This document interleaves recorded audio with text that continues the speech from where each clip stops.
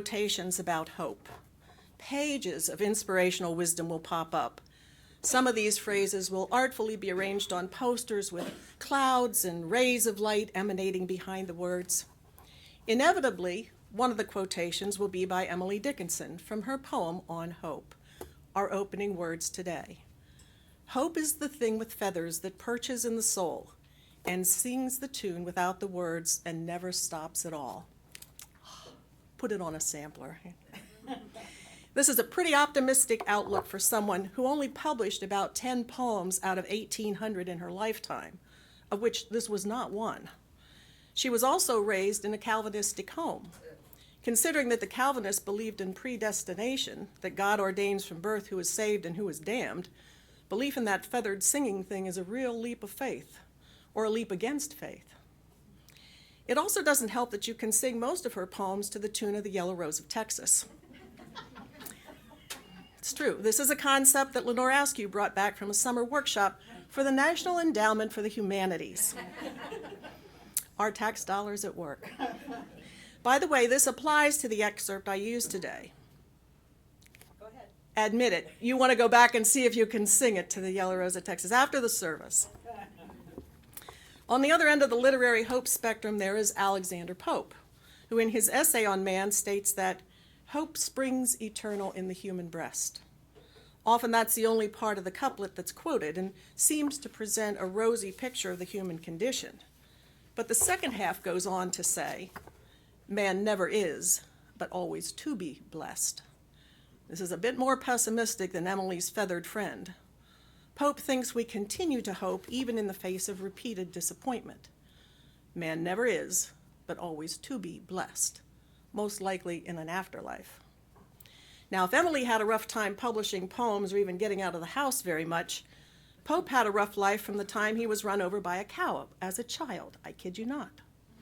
This resulted in stunting his growth so that he only ever grew to be 4.5 feet tall and had to wear clothing reinforced with stiff fabric to hold him upright. This could put a crimp in your hopefulness. So hope is a tricky thing. It can sustain and inspire, but hope can also be exhausting. Hope can even be devastating. You have to be careful what you hope for. Let's face it, hope usually comes into play when things are tough. Hope's an optimistic state of mind that's based on an expectation of positive outcomes, either for circumstances in your own life or for the world at large. The real work of hope comes when crisis looms. How do we rebuild after an earthquake or other natural disaster that destroys our homes? How do we cope with waking up each morning wondering whether our leadership has provoked some obliterating war with a dangerous enemy? How do we live fully, meaningfully, when a group of maniacal cells in our bodies suddenly run amok and create a scan that looks more like the craters of the moon than a picture of healthy organs and tissue? What should we hope for? How do we convey hope to those experiencing these devastations? In 1991, Charles R. Snyder came up with hope theory.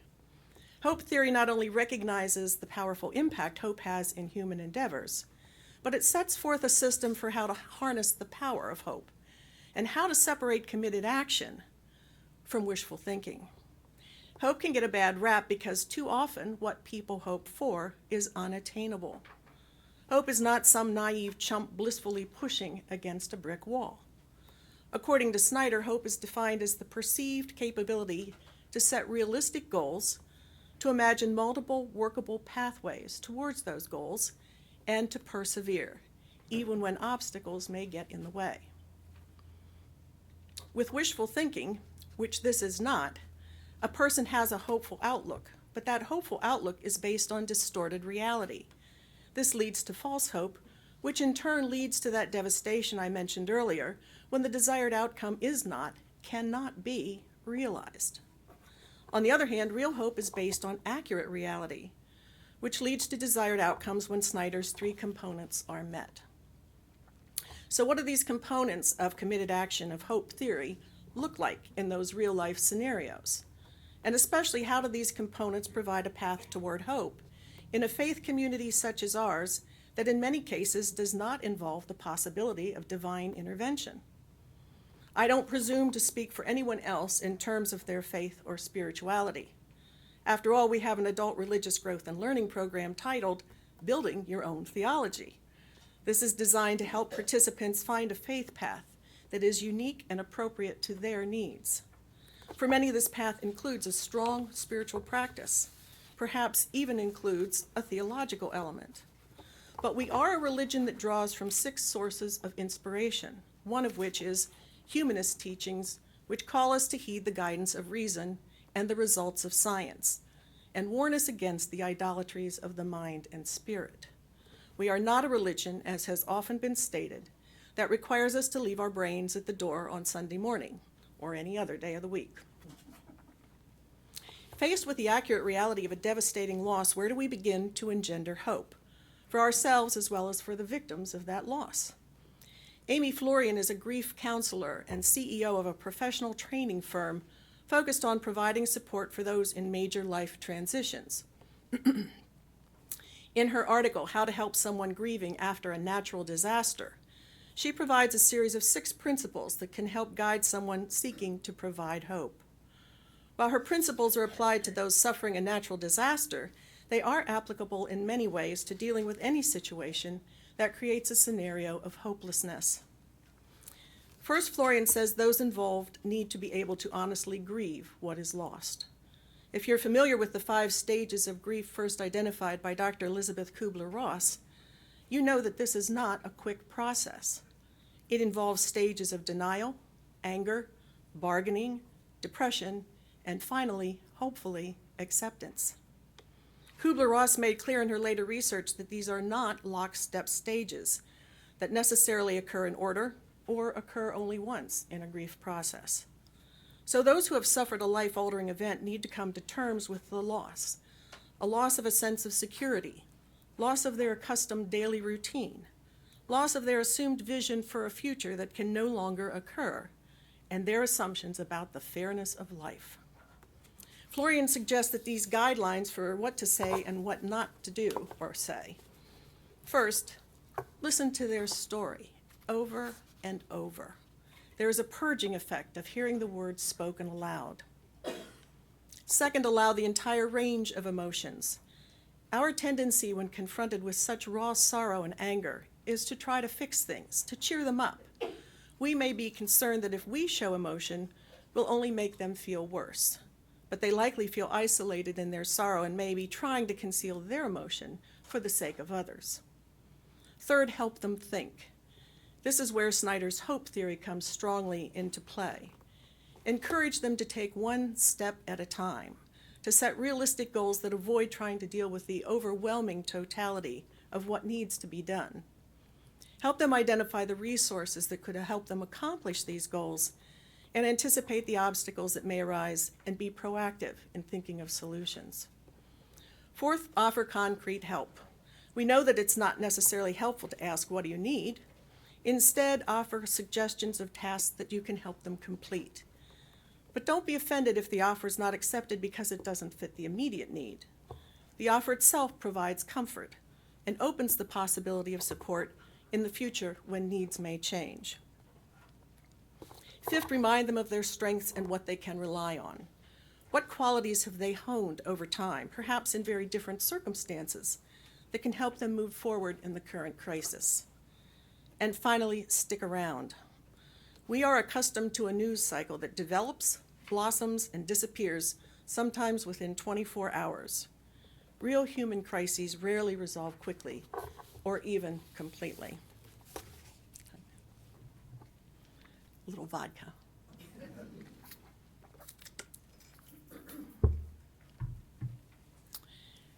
While Florian's principles were developed to help victims of a natural disaster reclaim a sense of hope, they are mirrored in other situations requiring a refocusing of a perceived future, particularly in the face of life-threatening, even incurable illness. An August 2000 review in the West Journal of Medicine notes that even physicians struggle with the dynamic and complex nature of hope in the face of life-limiting illness. I want to ask the physicians who are here today. Trained to provide a cure and faced with the impotency of some of the current options, physicians sometimes recommend medical interventions that provide therapeutic false hope. This may limit the quality of life in the pursuit of quantity of life. As most, if not all of you know by now, 1 year ago, this week actually, I received a devastating medical diagnosis. My husband and I didn't know much about this type of cancer, but as the year and the treatment options were trotted out, we were flung between times of hope and hopelessness, depending on the scan du jour or du month or whatever it revealed. In early March, the first scan after what appeared to be a very successful surgery 4 months earlier showed that the cancer had aggressively spread to my lungs, hence the voice. Neither my local oncologist nor the specialist at Johns Hopkins felt compelled to dispense unrealistic therapeutic hope. I didn't draw those doctors. The old adage says, never ask a question you don't want to know the answer to. Well, I asked the question, and while I wanted the answer, it wasn't the answer I wanted. So my family, my friends, and I have been grappling with this new reality, for me, without the benefit of divine intervention. Anne Lamott, the author of today's reading, was, according to one biography, raised to be an atheist by her parents who considered themselves too sophisticated to be religious and who equated Christianity with belief in extraterrestrials. But through some very rough battles with alcoholism and substance abuse, she came to be converted to what she describes as a left-wing holy roller. Initially, Lamott says she struggled tooth and nail to avoid the Jesus thing, but Jesus wouldn't let her alone. And while her writing is peppered with scathing humor and a fair amount of profanity, her agnostic and atheistic friends still roll their eyes at her conversion. Lamott comments that they see me as having an imaginary friend, like Casper, the friendly ghost, or something. One friend in particular struggled even with Lamott's version of God.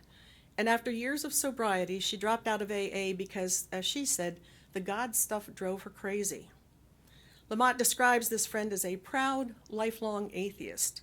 In Lamott's terms, a victim of her atheistic fundamentalism. Lamott sees fundamentalism in any form as 90% why the world is so terrifying. She paraphrases Paul Tillich, the opposite of faith is not doubt, but certainty. Try as Lamott did, she could not help her friends see her way around any other construct than her atheism. That inability cost this woman her life when she succumbed to hopelessness and committed suicide. Now, I don't equate myself with Lamott's friend, but the phrase fundamental atheism struck a bit too close to home.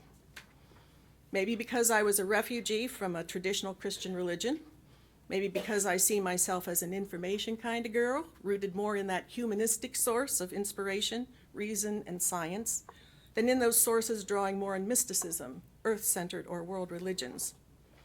But in spite of our UU tradition of inclusion and acceptance, I may have been a bit resistant to accepting other ways of support. And can I say hope? She's laughing already in the front here. When Lenore Askew offered to do Reiki for me, my response was, yeah, sure, whatever. But from the first session, I found it provided relief. Maybe from stress or anxiety, or tightness of a muscle, or who knows what. I didn't expect it to rearrange the errant cells in my body, but I had to go look up the research on Reiki to prove to my brain that it is rooted, that my brain that's rooted in traditional Western medicine, even as it was failing me, to see how this might be useful. When I showed it to Lenore, her response was that she never thought of looking up research. She didn't know why it worked. She didn't know how it worked. She didn't care, as long as it worked. Well, my enlightenment had begun. To keep friends and family up to date on my progress, I developed an email list, as well as an informal network of neighbors that Dick and I meet each day on our dog walk. And I have had an outpouring of good thoughts, prayers, meditations. Ed Oberholzer and Lenore remember me in their sitting meditation. They practice at an ungodly, but probably very Buddhist-y time in the morning. I have a friend who tells me that she and her husband toast me each night when they begin their happy hour. She describes it as the religion of good vibes, obviously fueled by alcohol. I'll take it. I have friends who respond with some of that same steely-eyed rationalism as I normally embrace. And a shout out goes to those friends who indulged my sense of humor and reminded me that you can laugh, or at least poke fun at, some very unfunny situations. And of course, I am on more prayer lists than you can shake a rosary or a church bulletin at. Initially, I had an unattractive knee-jerk response to phrases like, I'm praying for you, or God works miracles, or it's in God's hands. That atheistic gremlin in my brain grumbled that perhaps God should take his eye off the sparrow for a little bit and point his vision in my direction. But eventually, I could hear the words for what they were, a way to send to me the best of what was important to their worldview. I don't know what they're praying for, but I don't care. Once again, according to research, the prayer gets a benefit out of praying, not just the prayee. And these good folks who worry about me deserve their own source of support and hope. And again, cheers. So, I don't check my brain at the church door, and I didn't park my atheism at the oncologist's exam room door. But I found much comfort in all these varied ways of sending support.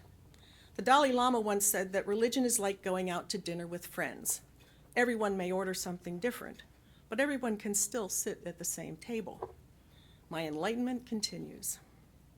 A year ago, I couldn't have predicted all that has happened along this journey, and I can't predict what will happen next. In 1 week, I will complete the 6th and final treatment of this chemotherapy protocol. I guess this was my way of bargaining. And at some point, at some time to be determined by my oncologist, Dr. Mary Sunshine, I will have another scan to see what effect, good, bad, or indifferent, all this has had. Then we will move forward with goals based on accurate reality, with plans how to pursue them, and with some of that steely-eyed realism about any obstacles along the way. It won't be easy for me, or my family, or my friends. That much I can predict. But I now know something I didn't know a year ago about the hope that comes from so many people, from so many sources, with so much profound goodwill.